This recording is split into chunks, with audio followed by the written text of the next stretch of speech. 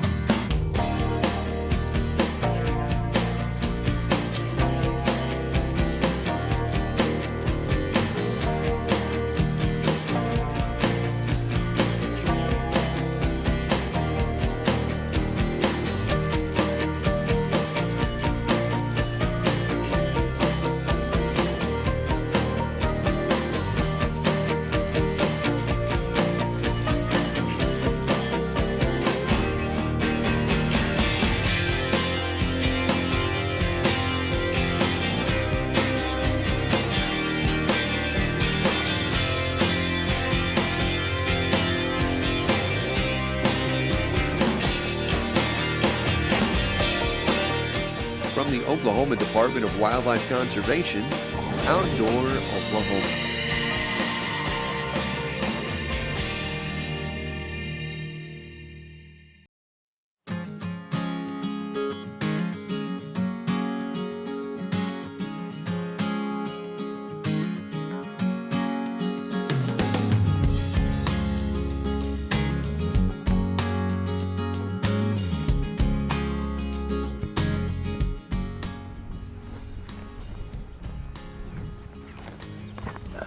You know, it doesn't get much better than that. Talk about picture postcard perfect.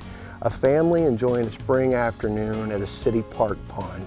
You know, fishing satisfaction is a very personal thing. And for that family there, no doubt it's gauged by the quality of time they spend together.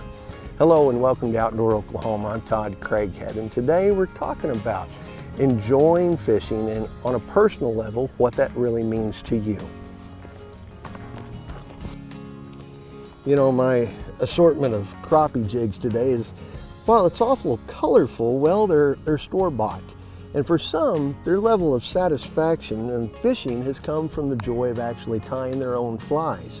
And typically you think about fly fishermen when it comes to that, but there's a whole other aspect of that as well. And today, we're going to introduce you to Clyde Ross, who has found that he actually has a lot of fun tying his own crappie jigs.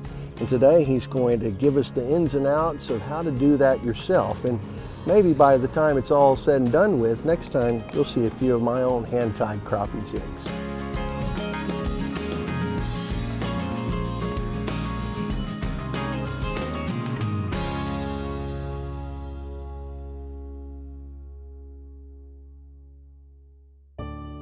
I'm Clyde Ross, and I've always loved the outdoors. My dad was a big fisherman, and that's what he taught me to do.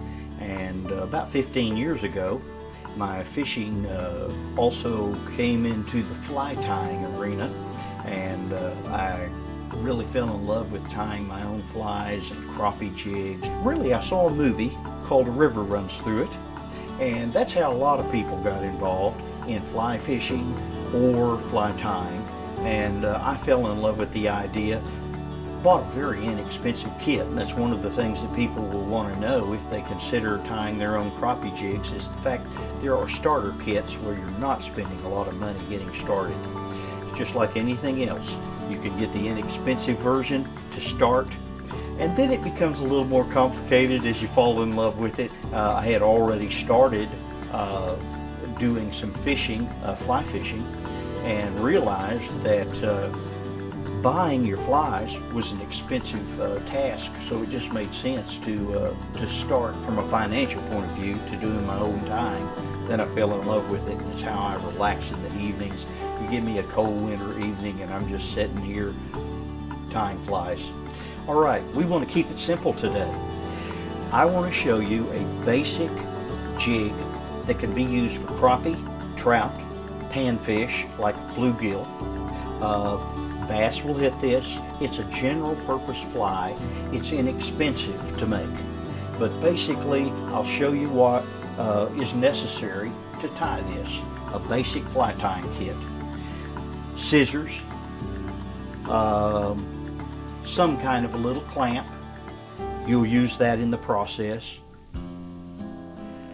A basic tool that holds your thread, and then a jig head. When you're talking about jig heads in Oklahoma, at any sporting goods store that sells fishing, they have all kinds of a variety in color and size of crappie jigs. I don't use a real big jig, so all of those jigs rarely get used. What I use is this kind of jig. This is available, and this is available in the fly tying section. This is what the packet looks like, and the jig head is a simple lead-headed jig, about a size 10 hook, and this is the basis for the tying.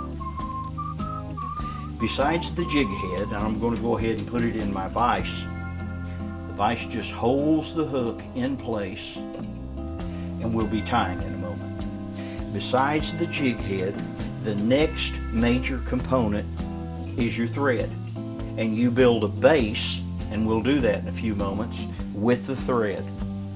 Then there's marabou feathers. These are very inexpensive, and I'll show you a little trick. Besides the various colors of the marabou that you can use to tie, and you do want a variety because crappie can be a little bit finicky.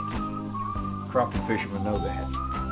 But if you want to get the marabou and you want to do it in an inexpensive way, these are ornamental feather boas that they sell at just about anywhere. And this is marabou feather. So you can simply pinch off a piece and use it as the tail of the jig, because we can get a lot of mileage for almost, very little money. And then I like to use peacock herle. You can buy that at Hobby Lobby.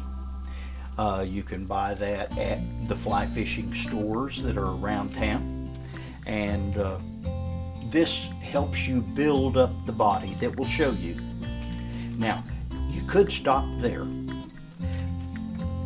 I use ornamental things that I prefer. I like to put some legs on a jig from time to time. This is about a 59-cent spinner bait skirt, and I look for them in any bass fishing section of a store. They have coarse rubber, and then they have a medium, and then they have a fine. I use the middle of the road. Right in there seems to be about the right size, and I can put some legs on a jig. That's optional. I do it sometimes. Basically, that's it. There's not much money involved. Here's the big factor. There is a special happiness involved in catching a fish on a jig that you tied. We know you can go buy jigs, but catching a fish on a fly that you have tied or a jig that you have tied, there's a special satisfaction involved.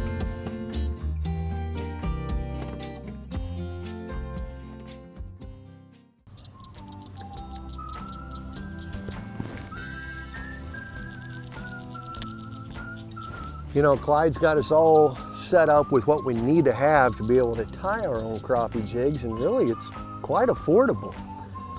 When we come back, we're going to find out exactly what his recipe is for success.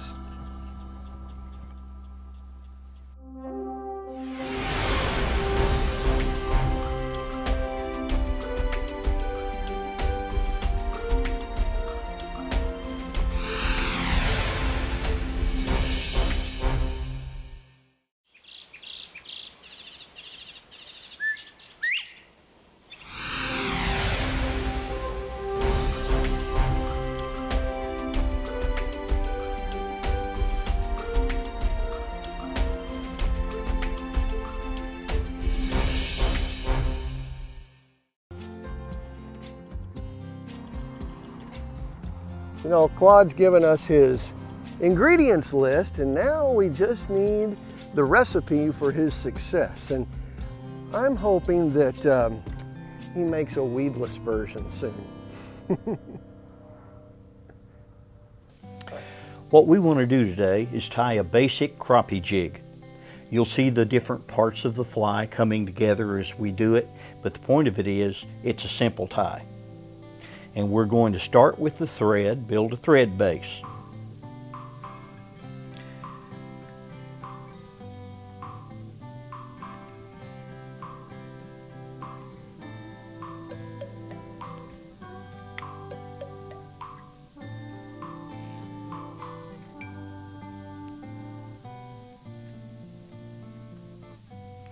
Little tag, scissors come into place. At that point, you're ready to do the first part of the fly. You begin with your marabou. Remember, we looked at several different colors. Here, we're just going to take a little piece of the marabou.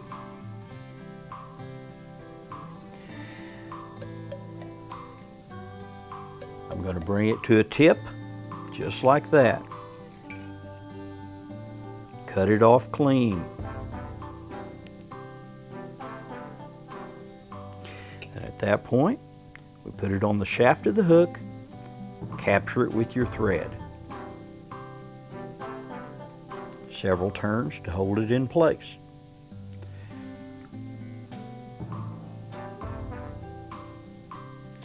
The next thing we're going to do, we have an option.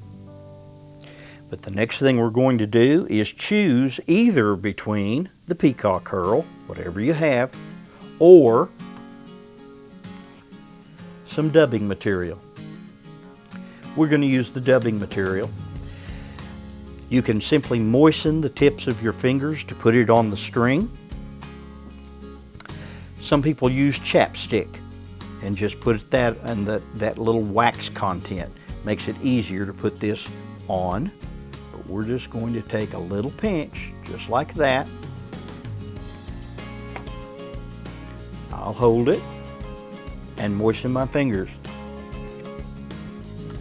Pull the string down a little bit. And you roll it onto the string. Then your thread is simply turned. This is building a little body on the fly. Some dubbing is very plain in nature. Some of it has a little bit of a fleck in it that makes it reflective. I kind of like that kind of a look. Seems to help with the crappie.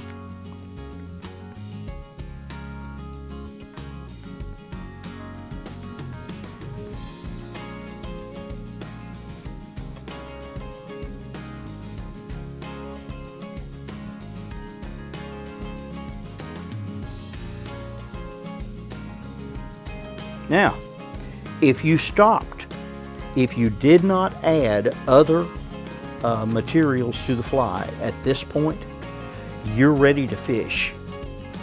I like a little bit more ornamentation.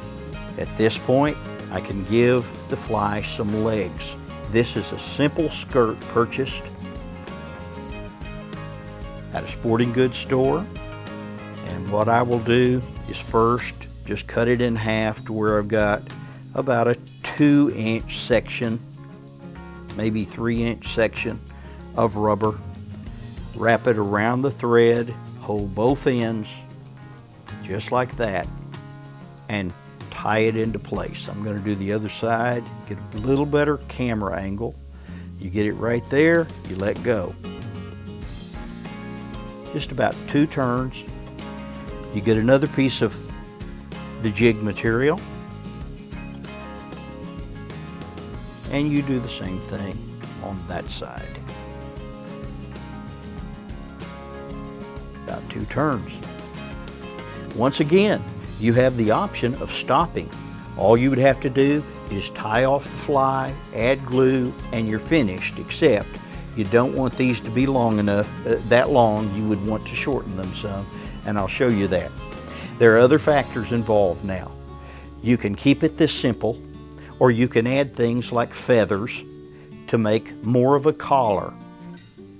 Most of my flies do have more of a collar.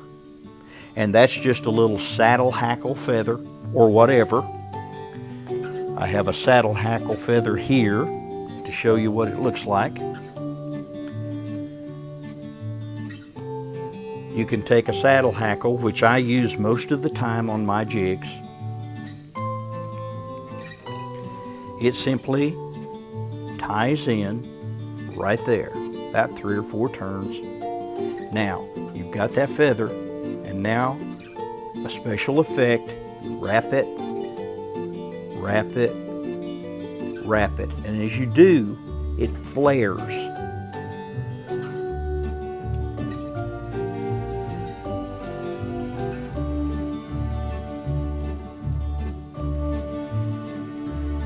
One wrap, behind the feather, one wrap, you just tie it in to where it stays put. And then your scissors again, clip it off. And that way your jig has a little collar as well as the body, that was the dubbing, and the tail. You have your rubber legs. We will still shorten those. But here we just tie this off.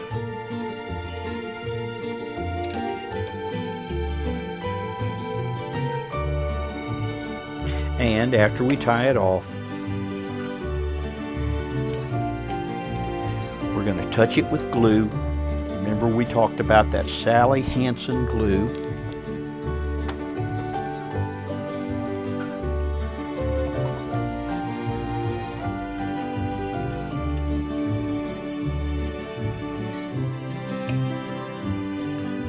Pull your material back, touch the glue around the head.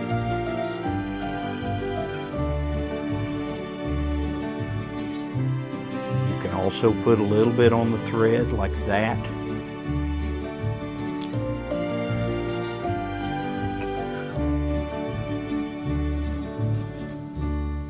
Tie another knot.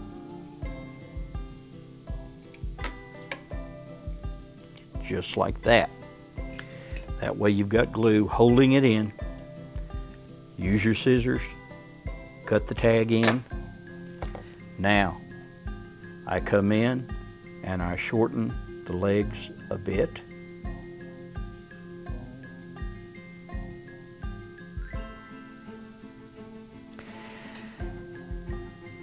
And the jig is completed. This catches fish. It'll catch crappie, it'll catch bass, it's great for panfish, smallmouth and largemouth bass, all of those will take this.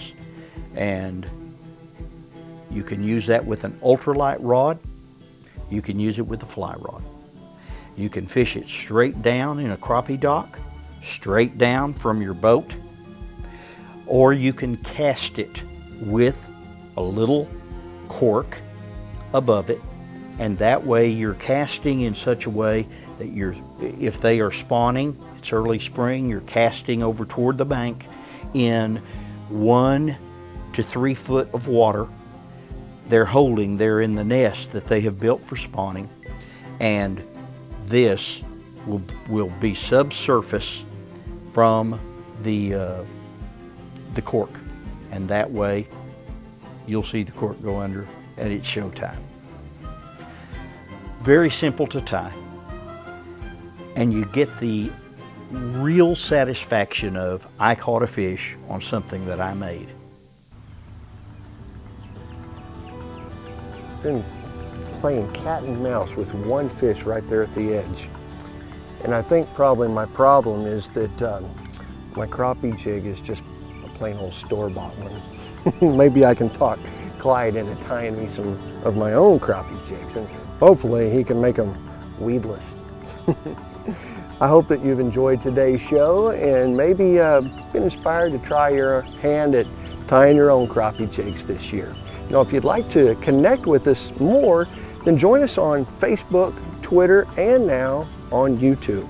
We'll see you next time right here on Outdoor Oklahoma.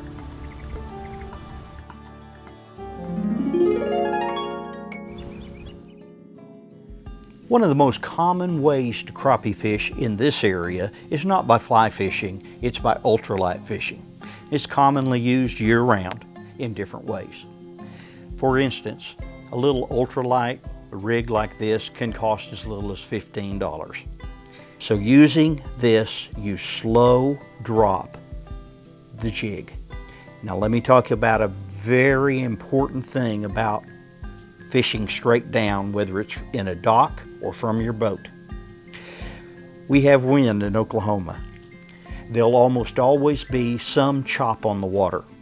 The worst mistake you can make, and many crappie people have verified this opinion.